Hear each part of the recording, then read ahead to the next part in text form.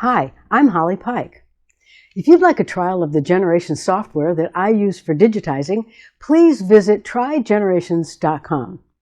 This video is a recording of a live video I did for my previous students. You may hear references to You Can Digitize or YCD. That's my old website that is now closed. My new website is digitizingschool.com. If you like this video, please give us a thumbs up. We're going to start the line tool module, the freehand line tool and the basic line tool module. Usually when I teach, before I start, I tell a story. And some of you that have taken classes with me before know this story, and it's called the hands up story. When I teach live, I always tell my students, I'm going to teach and explain to you. I'm going to do it with you, and then I'm going to have you do it on your own so that questions come up. When I'm teaching and explaining, I need you to have your hands up off the mouse. And I tell a story of when I was a very little girl. My mom used to take me to a friend of hers for tea. And her name was Stella, and we called her Auntie Ta. We'd go there, and when I'd walk in the door, she would say to me, "Hands up!" And I would put my hands up, and I would walk through the house and go into the restroom, and I would wash my hands. When I would come out, we would sit at the table, and we would have tea. Back in the days when you did those things. After we were finished, she would say to me, "Hands up." I put my hands up, and I would walk into the bathroom, and I would wash my hands. And then we would do whatever it is we would do. Mom and she would talk, and I would play, and then she would say, "Hands up." And I would go into the restroom, and I would wash my hands, and we would leave. It was just her thing, and I loved her dearly, and that was okay. So if I say to you guys, "Hands up," you know this is something you need to watch first, and listen, and then do. Okay? So that's my hands up story. Let's go to the line tool. The line tool is the easiest tool to get started with in the software. But let me first give you a quick idea of the things you're going to need other than the line tool to go forward with digitizing. Again, have your printout of the introduction to the workspace here handy if you have it. It's in your packet of things that you downloaded. All the way over here you have your typical Windows things. Your start a new document, open a document, save, copy and paste, undo, and redo. Okay? Those are the things that you're going to need right now. The next thing we're going to need is over here in your Create toolbar. This is the Create toolbar. This is where you get your tools to create things. You have Insert Text. You have Monogram. Most of you should have monogramming if you have the latest version of the software. And then we have Insert Image, and that would be when we're actually going to bring artwork in to digitize. Then we have a scanned image. We're not going to do that today. Satin tool number 1, which is a two-side satin tool. Satin tool number 2, which is side by side. And then we have the Create Freehand Line tool, which we're going to use now. Create Freehand Area. Create Continuous Line. Make a rectangle. Make a circle. Make an ellipse. Make an arc, which we're not doing today. Insert Stitches, which we're not doing today. Magic Wand, we might get to today. And then your Generate button. Now notice when I hover over each of these icons, it pops up and tells you what it is. So this is good, because when I was starting, I couldn't remember what stuff was. So I knew that if I hovered over this and I'd say, "Oh, okay, that's the one I want." So just know that the hovering over a tool is your friend. When I hover over the Generate button, it also shows F9 in the parentheses. That means you can hit the F9 key on your keyboard to generate.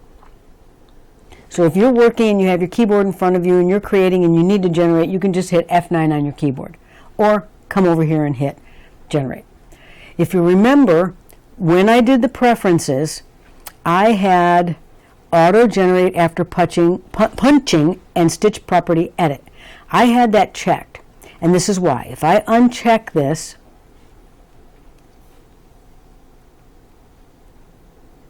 well, that's interesting. It shouldn't have done that. It shouldn't generate for me. Let's see if it does it with this. Okay, it still does it for some odd reason. But we want that checked because generally when you make edits, oh, I had it checked. When you make edits, you want it to happen right now so you can see it. So that's why I have that checked. That way when you make edits, you don't have to go over here and hit generate. Make an edit, hit generate. It's going to do it for you automatically. This software is smart. And if we let it be smart, it helps us. Not all things are good that it does automatically, but it does help us in some ways. For now, I'm going to turn off my hoop because I don't want it on the screen to teach you the line tool. Right here, it looks kind of like a watch, and if I hover over it, it says hide view hoop. So I'm going to turn off my hoop. Turn on your hoop, turn off your hoop. Okay. I'm just going to turn it off for now. The next time I open Generations, because my stitch preferences are set to have it show, it will be there. Okay? Hi, Judy. Okay, so let's talk about the line tool. Line tool is simple. You have right clicks and left clicks. Left click gives you a sharp corner or a sharp point. A right click gives you a curve. So with that in mind, let's play with the line tool. I'm going to select the line tool. If you hover over it, it says create freehand line tool. It also says Control F. So if you do Control F, you have your line tool. Okay? So if I'm right here, I'm not selecting my line tool over there. Control F, I now have my line tool. For those of you that like to use keyboard commands, I'm so used to coming over here and grabbing my tool that, it's not a big deal. Now you notice how my cursor changed from my pointer to a little spiky thing, a little square with little spikes on it. That means my tool is activated. Now this box opened up right here. This is the properties for creating your line tool. Notice it says triple run because my default is set to triple run. If you want to change that and do any of these, you can at this point. If you want to change your color, oops. If you want to change your color, just click on that chip and open up the color bar, and let's change it to green. The default is that blue. I don't like that blue, but notice now my line is going to be green. Pre-close off. I'm going to turn pre-close on. I'm going to show you what happens with this. You see what happens? I get like this weird rubber band that is incredibly annoying to me. And I never get a really good result with that on. I think that was something that they did to help us. I don't find it so helpful. What I'm going to do is hit my escape key and notice the marquee running around it. My box disappeared. At this point, it means I can either edit or delete this object. I'm going to delete it by hitting Control Delete. Now watch, I'm going to generate. There's nothing there. Let me do this again. I'm going to turn the pre-close off and come over here. And now I just have one line to worry about to get my end result. Much simpler. But when I hit Escape to either edit or remove this item, if I hit Delete, it kind of goes away. And if I hit Escape or right-click outside my area, it kind of goes away, doesn't it? But watch what happens when I hit Generate. It comes back. That's a lesson in how to delete things. I've had things reappear on my screen many times because I did the wrong thing. So if you're right-clicking on an object, or anytime you have this running marquee around it, it's Control Delete. If you have this resize boxes around it, it's just a plain delete. If I hit Control Delete, nothing happens. If I hit Delete, it deletes and nothing comes back. So, let's review. Running marquee, y'all should be saying Control Delete.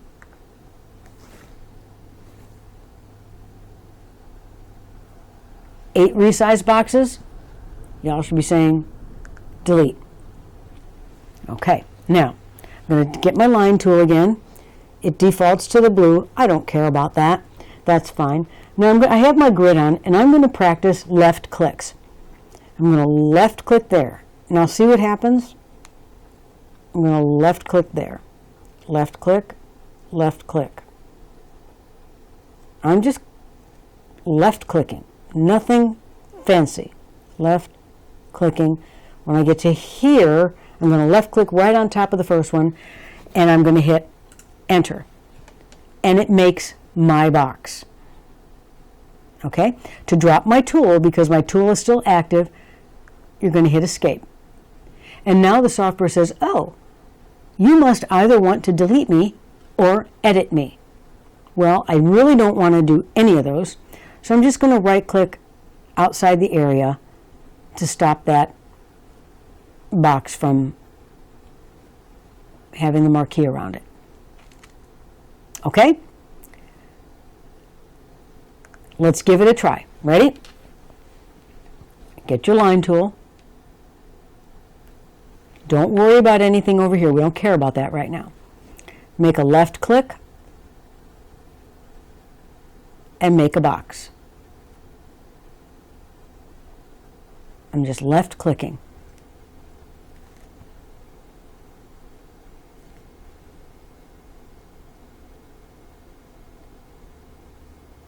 I know there's a little bit of a delay, so I'm giving you some time. When you get to the end, left click right on top of the first one and hit enter.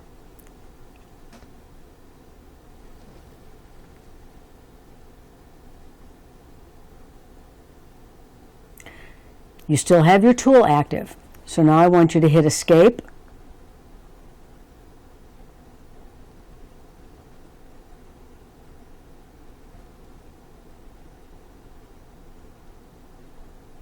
And we don't want to do anything else with this, so now I want you to just right click anywhere outside of your design.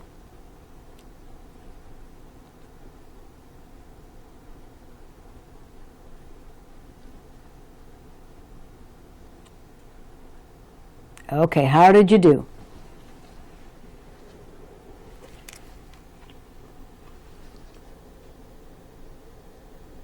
Oh, yeah, my grid is really light. Let me change my grid.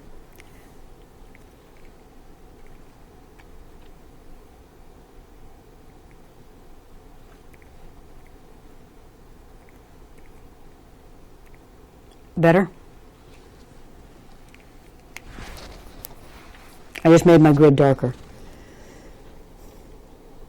You don't have to have the grid on, but it's just a nice guideline for you when you start. It gives you an idea of where to put those left clicks. Thanks, Karen. So how did we do? Everybody get some kind of box? Oh, I got a yay. Awesome. Awesome. If you got a box or something on your screen that resembles a box with left clicks, you have just digitized your first design.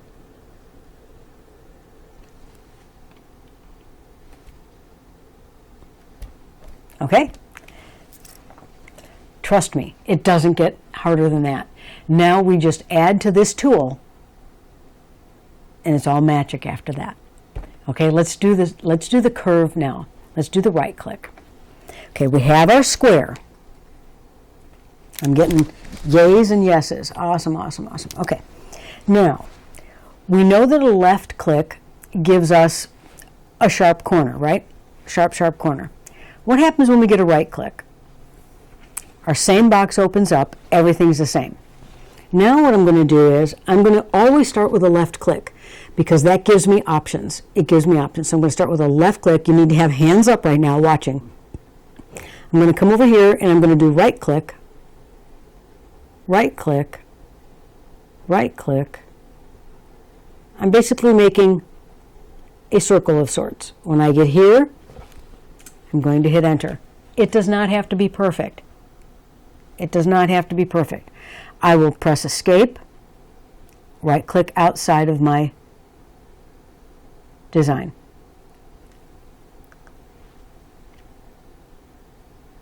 Okay, let's do it together. Get your tool. Right here. See right where my mouse is. Okay? Left click on the screen or on your software. Lift up your mouse or move your mouse and right click. Right click. Right click. Doesn't have to be perfect. I just want curves. When you get to there, you're going to hit enter.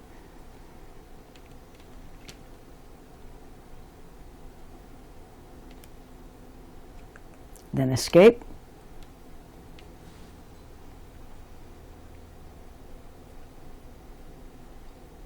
Right click anywhere away from your design.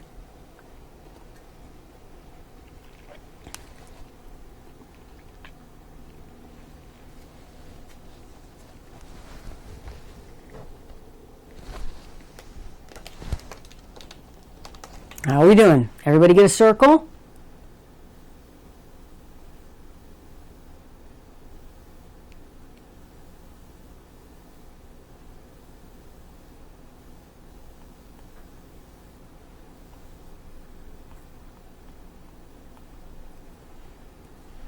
Anybody?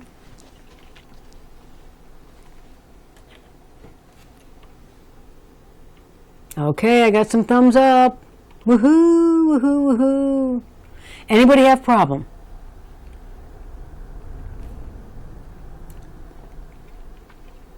This is kind of different for me teaching because I can't see your faces.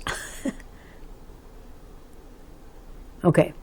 The yup is I'm assuming you got a circle. Okay. Guys, if you can do left click, right click lines, you can do red work. I know it's made, we make it seem so mysterious and so magical, but if you can do what I just showed you, you can do red work. I'm going to prove it to you. Okay? Okay, next thing we're going to do is I'm going to left click right on the line of that circle, and I'm going to delete it. Same thing here, and delete it. Okay? We got a clean screen.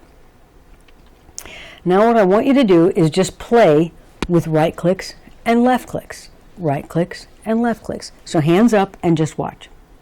I'm just going to use my workspace here. I'm going to left click, right click, right click, right click, right, left, left, left, left, left, left, left. Just play. Get used to going back and forth between your right clicks and your left clicks. Doesn't matter where you go. When you get to the end of something, you can either left click and hit enter, or you can double left click, and it will just generate everything that you did. So go ahead and play for a minute with that right click and left click and get really comfortable. Go slow. There's no need to go fast. I go fast because I teach, and I don't want to waste your time with you watching me. I want you to be doing it. So just have some fun. Some left click, some right clicks. Let it curve. That's called a Bezier curve. This right here, it's called a Bezier curve. So the tighter you go, you can see the more you can curve that. The further out you go, the bigger the curve. Okay? Play with the curves. The biggest thing I miss about teaching online, I can't see your faces, and I can't see your computers. So I can't see the cool way that you're coming along during the class. But I will encourage you that when we do these designs later on in the lessons, that you digitize them and you stitch them and you post a picture here in this group so we can see what you did. And I can give you some feedback, and I'm sure Karen and Lorraine are here. I'm sure they'd love to see what you're doing. They are amazing digitizers, and they have some really great insight. Things that I don't see, they'll see, and vice versa. So, I encourage you to do that and have some fun with it. Keep working on your line tool, your left clicks and right clicks, but this ends the basic line tool function module.